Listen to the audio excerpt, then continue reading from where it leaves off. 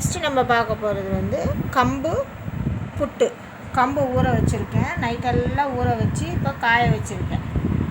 இப்போ இது காஞ்சிடுச்சு. இந்த அளவுக்கு கையில் ஒட்டாத மாதிரி வந்துச்சுன்னா எடுத்துடலாம். இந்த மாதிரி இருந்தால் போதும்.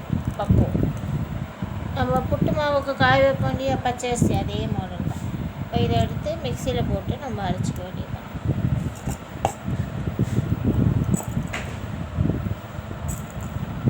அரைச்சிட்டு ஆவி பிடிக்க வேண்டியது தான். நானும் இட்லி டேஸாக வச்சுட்டு வந்திருக்கேன்.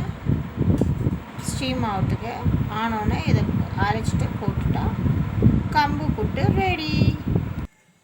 இதை அரைக்கும் போதே கொஞ்சம் நமக்கு தேவையான அளவு உப்பு, கல் உப்பு போட்டு அரைச்சிட்டா சரிடும்.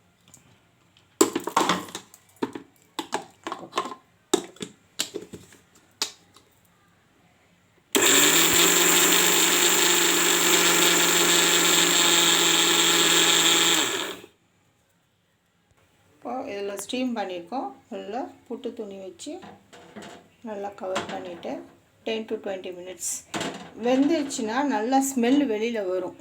அந்த ஸ்மெல்லை வச்சு நம்ம நல்லா குக் ஆகிடுச்சு நினைக்கிறோம். இப்போ நம்ம கவர் பண்ணி வச்சுக்கலாம்.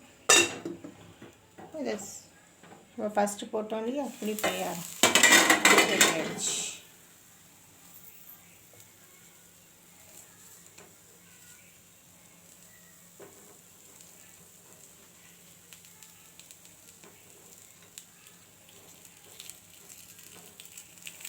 இன்றைக்கி எல்லாமே ப்ரோட்டீன் தான். ட்ரை பண்ணி பாருங்கள். லைக் பண்ணுங்கள், சப்ஸ்கிரைப் பண்ணுங்கள், ஷேர் பண்ணுங்கள். பாய்.